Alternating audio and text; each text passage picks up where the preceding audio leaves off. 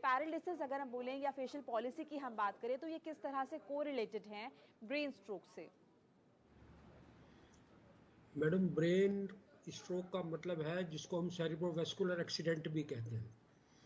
एक तरह से जब ब्रेन में ब्लड की सप्लाई किसी भी वजह से कम हो जाती है, चाहे उसमें कोई क्लॉट आ जाए, चाहे उसमें कोई एम्बोलिज्म हो जाए, चाहे उसमें कोई थ्रोम्बोसिस हो जाए या नस फट जाए, तो ब्रेन में उस हिस्से की ब्लड सप्लाई नहीं आ पाएगी। जिस हिस्से की ब्लड सप्लाई नहीं आएगी वो हिस्सा काम करना बंद कर देगा।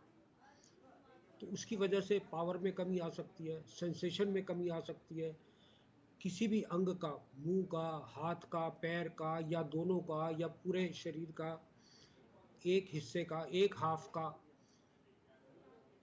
काम करना बंद कर देता है, तो उसमें पावर की कमी आ सकती है। इसी तरह से सेंसेशन की कमी आ सकती है। एक हिस्सा कोई भी या एक हाफ ऑफ द बॉडी या सिर्फ चेहरा, वो हो सकता है कि उसमें सेंसेशन ना आए, पावर ठीक हो सेंसेशन ना आए, या दोनों ना हो। इसी तरह से बैलेंस बिगड़ सकता है शरीर का। आप में पावर तो है पर आप कोऑर्डिनेट नहीं कर पा रहे हो। राइट। हाथ उठता तो है पर इस हाथ से नाक को छूना है वो आप नहीं कर पा रहे हैं, या सोचने समझने की शक्ति में कमी आ सकती है।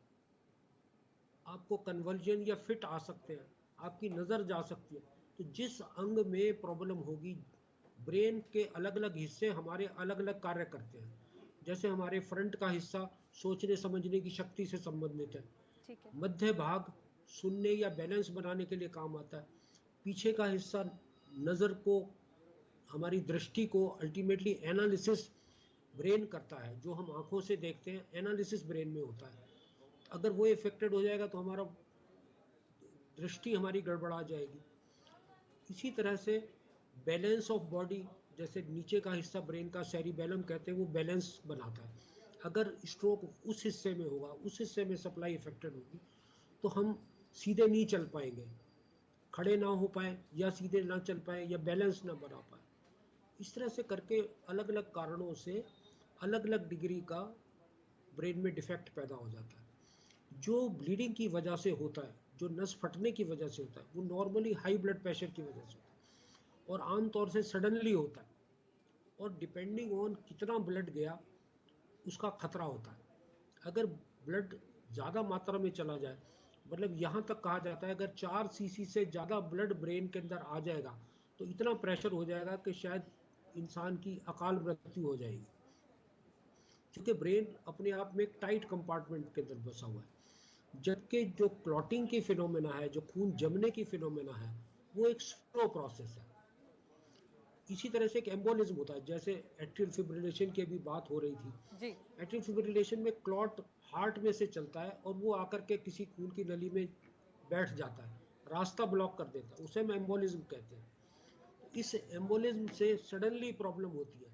कभी कभी ये टेम्परेरी भी होते हैं, वो क्लॉट आगे पास हो जाता है तो पेशेंट ठीक भी हो जाता है, अभी अटैक हुआ थोड़ी देर में ठीक हो गया। इससे भी हमें पता लगता है कि एम्बोलिज्म फिनोमेना हो रही है, इसको हम ट्रांजिएंट अटैक कहते हैं। इस तरह की इससे साथ घटना हो, इसमें आमतौर से जीवन का खतरा कम होता है क्योंकि एक स्लो प्रोसेस है और रिकवरी भी स्लो होती है। जबकि हेमरेज वाले केस में अटैक भी फास्ट होता है और खतरा इनिशियल स्टेज में बहुत ज़्यादा होता है। पहले 72 घंटे खतरनाक होते हैं। अगर कोई इंसान 72 घंटे या 96 घंटे निकाल लेता है जी। तो चांसेस रिकवरी के अच्छे होते हैं।